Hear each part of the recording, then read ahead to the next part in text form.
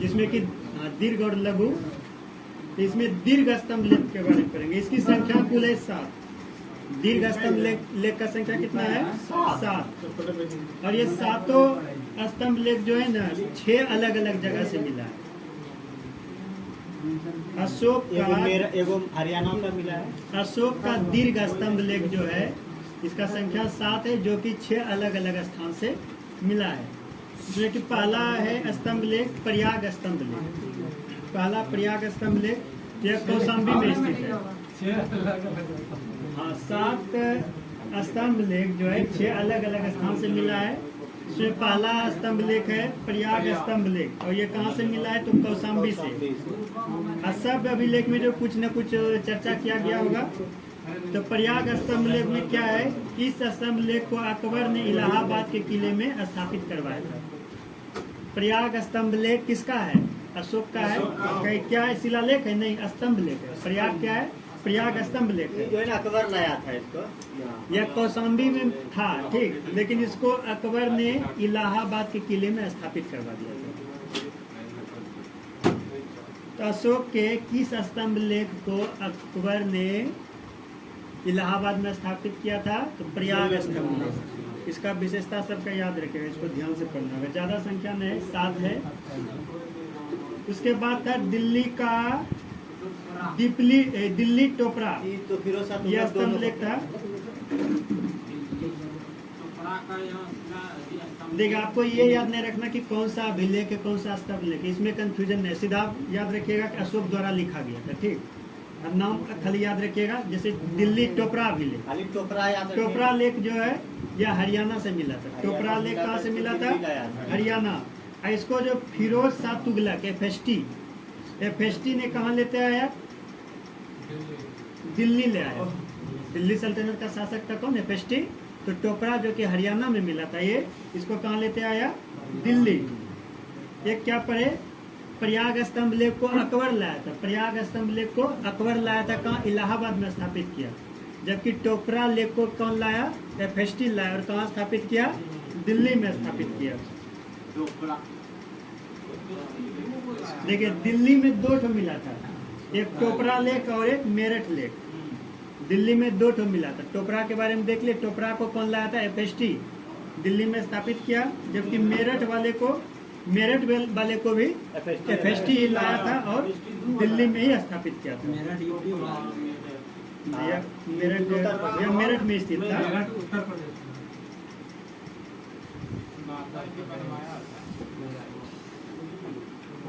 अब 3 गो तो पूर्वी चंपारण यहाँ 3 गो जो है ना पहले बना हुआ था, उसको जो है ना ला के रखा। 3 गो तो चंपारण में। तो 2 ठो क्या याद रखेगा? टोपरा और मेरठ। टोपरा और मेरठ। इससे ज्यादा संबंधित कौन है? पूछता है टोपरा अभिलेख को। टोपरा और मेरठ। दिल्ली किसने लाया? टोपरा मेरठ अशोक ने लिखवाया था। टोपरा कहाँ मिला था? हरियाणा में। और मेरठ में उत्तर प्रदेश में। इन दोनों को, टोपरा मेरठ को एफएसटी लेते आया कहाँ? दिल्ली लेते आया। एक पढ़ लिया कौन सा? प्रयाग स्तंभ लेख। एक मिला प्रयाग स्तंभ लेख, इसको जो है अकबर लेते आया इलाहाबाद। कितना हो गया है? 3 गो हो गया। अब 4 ठो बचा है। प्रयाग स्तंभ लेख कौशाम्बी में था। कौशाम्बी भी यूपी में पड़ता है, उत्तर प्रदेश में पड़ता है। उसके बाद है रामपुरवा अभिलेख। रामपुरवा स्तंभ लेख। चंपारण। रामपुरवा लेख।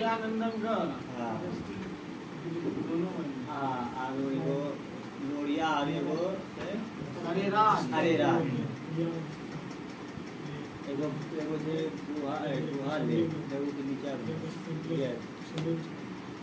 देखिए, ये जो 7 शिलालेख है ना, ये जो 7 स्तंभ लेख था, इस 7 में से 3 ठो को ही स्थानांतरित किया गया। इस 3 स्तंभ लेख को ही अपने मूल स्थान से स्थानांतरित किया गया था, ठीक। अब जो 4 गो बचा, जहाँ का है, जहाँ मिला वहीं पर अभी तक पड़ा हुआ है। वो 4 कौन सा है? रामपुरवा, ये कहाँ पर है? चंपारण बिहार में। उसके बाद लौरिया, ये भी चंपारण बिहार में। और फिर ये लौरिया अरेरा चंपारण में, और लौरिया नंदनगढ़ ये भी है चंपारण में।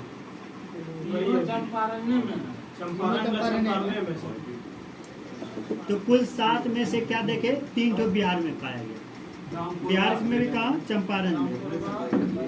अशोक के कुल 7 स्तंभ लेखों में से 3 गो कहाँ पाया गया, बिहार के चंपारण में। कौन कौन, लौरिया अरेराज, लौरिया नंदनगढ़ और रामपुरवा। रामपुरवा फिर से सुनो, रामपुरवा, लौरिया अरेराज और लौरिया नंदनगढ़।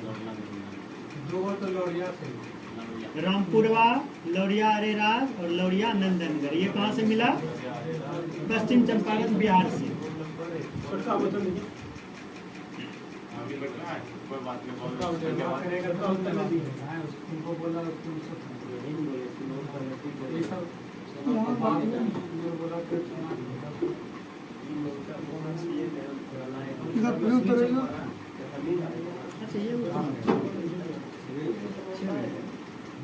हाँ, एगो का चर्चा नहीं किया।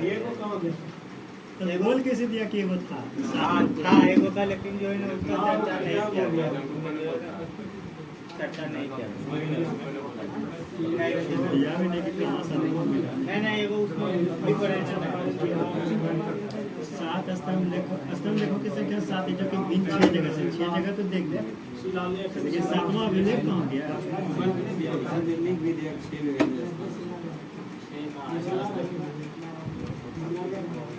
किसी में कन्वर्ट किया होगा, किसी में।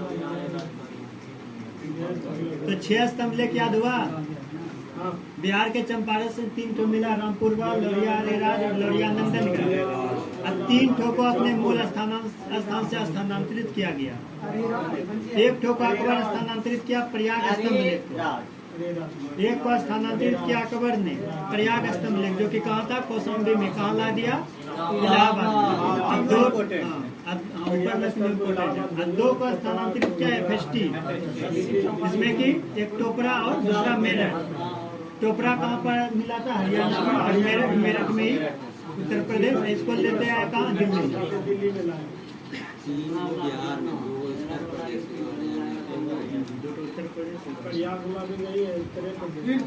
दिल्ली को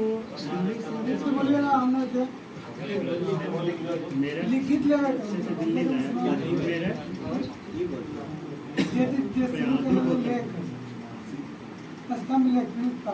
चलिए परवीन बताएगा। Parveen attention please. वही 7 में से तो ढूंढ रहे थे, अब नहीं मिलेगा। बताना है कि अशोक ने किस स्तंभ लेख को इलाहाबाद स्थानांतरित किया। अशोक ने नहीं, अशोक ने अशोक के किस स्तंभ लेख को अकबर ने स्थानांतरित किया था।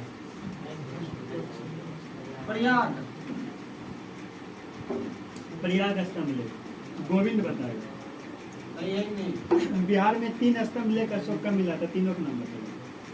अब बोर्ड इधर उधर न है, हमको देख के जवाब दीजिए।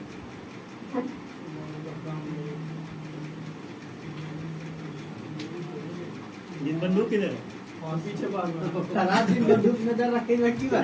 जो है दिन बंदूक ध्यान रहता है। आपको बताना है FST ने किन 2 स्तंभ लेख को स्थानांतरित किया था दिल्ली।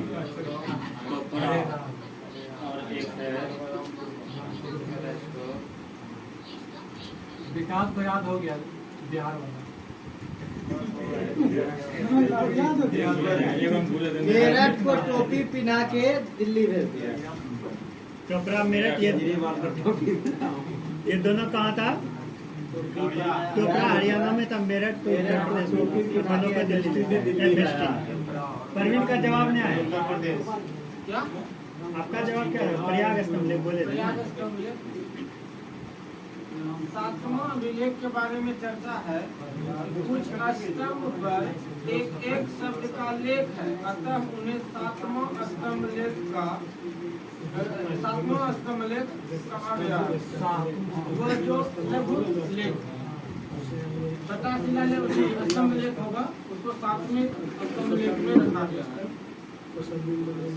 अच्छा, जिसका नेट दिया गया। और देखिए इसमें एक तो इम्पोर्टेंट है जो कि चंपारण में पाया गया था ना, रामपुरवा, लौरिया अरेराज और लौरिया नंदनगढ़। तो नंदनगढ़ का विशेषता है कि इस स्तंभ लेख पर जो है मोर का चित्र बना है। क्वेश्चन खूब पूछा जाता है। अशोक के किस स्तंभ लेख पर मोर का चित्र बना हुआ है? तो लौरिया नंदनगढ़, ये चंपारण जिले में पाया जाता है। अब अशोक का शिलालेख जो है, मतलब ये होता है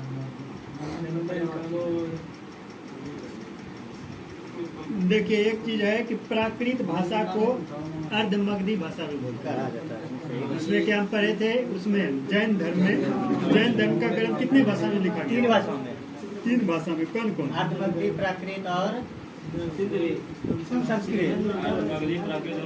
हाँ तो वही आज देखिए क्या हो गया, अर्धमगधी और प्राकृत क्या है? एक ही है। उसका अंश होगा, हिस्सा होगा। इसमें डायरेक्ट लिखा है प्राकृत भाषा ब्रैकेट में अर्धमगधी। हाँ तो वही होगा। तो 2 भाषा मान दो लीजिए। भाषा, जैन ग्रंथ अर्धमगधी या प्राकृत, फिर संस्कृत। ज्यादातर ग्रंथ प्राकृत मगधी। मैथिली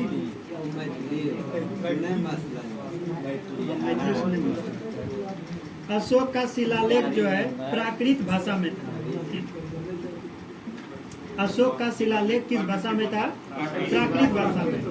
प्राकृत तो भाषा हो गया। इसको किस लिपि में लिखा जाता है? ब्राह्मणी लिपि में। वेद भी किस लिपि में लिखा गया था? आज का प्रश्न था उनका, वेद किस भाषा में लिखा गया था? संस्कृत भाषा में। लिपि कौन सा था? ब्राह्मणी। ब्राह्मणी लिपि में 2 भाषा लिखा जाता है। वेद ही संस्कृत भाषा में था, ब्राह्मणी लिपि।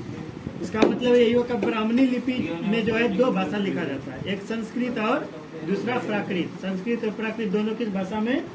ब्राह्मणी लिपि में। ब्राह्मणी लिपि कहाँ का है? ब्राह्मणी लिपि तो आर्य से है। ईरान से कौन लिपि है? ये तो खरोष्ठी सब है। खरोष्ठी, अरमाइक खरोष्ठी दोनों इकट्ठे हो जाता है। अरमाइक। अब देखिए नोट दिया गया है, अशोक का जितना भी स्तंभ लेख शिलालेख मिला, ठीक, वो ज्यादातर किस भाषा में था? ब्राह्मणी लिपि। प्राकृत भाषा। प्राकृत भाषा में। लिपि क्या था? ब्राह्मणी लिपि। अशोक का ज्यादातर शिलालेख किस भाषा में? प्राकृत भाषा में। किस लिपि में? ब्राह्मणी लिपि में। लेकिन 2 अभिलेख ऐसा था जो कि खरोष्ठी लिपि में लिखा गया था। 2 अभिलेख ऐसा था जो खरोष्ठी लिपि में लिखा गया था। बताते हैं। पाकिस्तान में सावाजगढ़ी अभिलेख, मानसेरा और सावाजगढ़ी। मानसेरा और सावाजगढ़ी। और ये दोनों जो है अभी वर्तमान स्थिति में भारत से कहाँ है? बाहर। पाकिस्तान।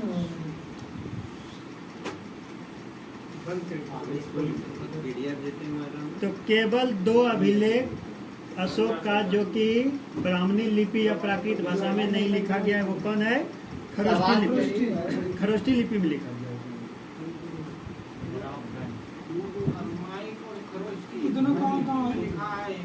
ये अफगानिस्तान में सब करता है। ये वो अफगानिस्तान में है। सावाजगढ़ी शायद अफगानिस्तान में। अब अशोक के सभी अभिलेखों का विषय प्रशासनिक था, जबकि रुमनदेही अभिलेख सर्वाधिक छोटा अभिलेख है। सबसे ज्यादा ब्राह्मणी मिलता है। ब्राह्मणी लिपि प्राकृत भाषा, लेकिन दो ठो ही है जो कि खरोष्ठी लिपि में लिखा हुआ है। और खरोष्ठी लिपि के बारे में पता है, दाएं से बाएं तरफ लिखते हैं। और अशोक के सभी अभिलेखों में सबसे छोटा अभिलेख कौन सा है? राबू अभिलेख। रुमनदेही रुमनदेही अभिलेख। अभिलेख। अबरू अभिलेख से क्या जानकारी मिला? मगध का सम्राट, खुद को मगध का सम्राट बताया। अब गोविंद बताएगा, जुपनियाल है। आपको बताना है अशोक का नाम अशोक किस शिलालेख में मिला था? 4 शिलालेख बताना। मिटा दीजिए।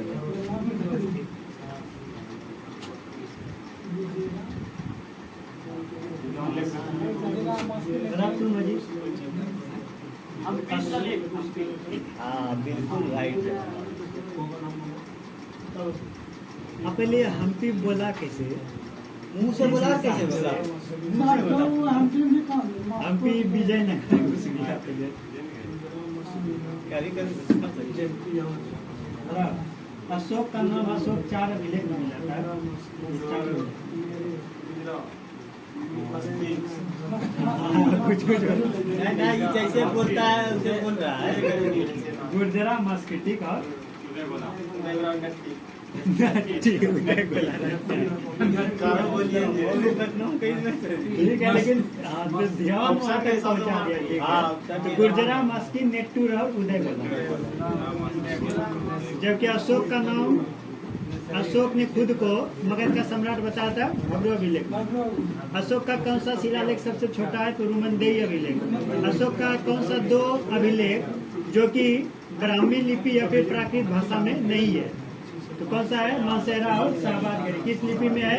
खरोष्ठी लिपि में है। छोटा वाला अभिलेख रुमनदेही सर्वाधिक छोटा।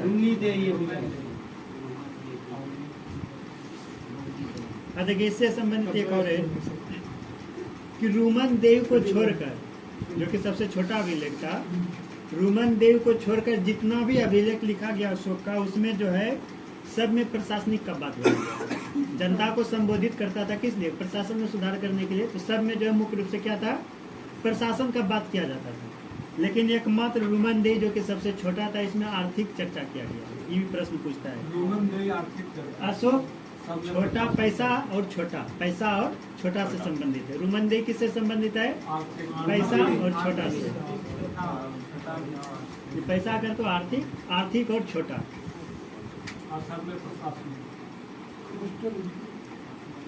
ये सब विशेषता याद रखना है।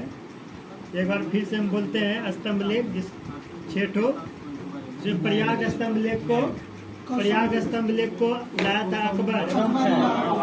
कहाँ से कहाँ लाया? कौशाम्बी से इलाहाबाद। उसके बाद टोपरा अभिलेख हरियाणा से लाया, दिल्ली में एफएसटी, हरियाणा से दिल्ली लाया, एफएसटी लाया। उसके बाद मेरठ को लाया, मेरठ से दिल्ली, मेरठ से मेरठ है एफएसटी लाया। उसके बाद 3 ठो लौरिया रामपुरवा, लौरिया रेराज और लौरिया नंदनगढ़।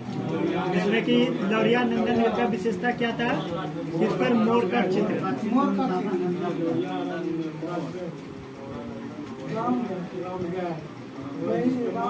अब देखिए, कौशाम्बी तथा प्रयाग का स्तंभ लेख में अशोक की रानी कारुबाकी के लिए दिए जाने वाले दान का उल्लेख मिलता है। कारुबाकी अशोक की प्रिय पत्नी थी ना, तो कारुबाकी जो दान देता था, इसके बारे में जानकारी मिलता है।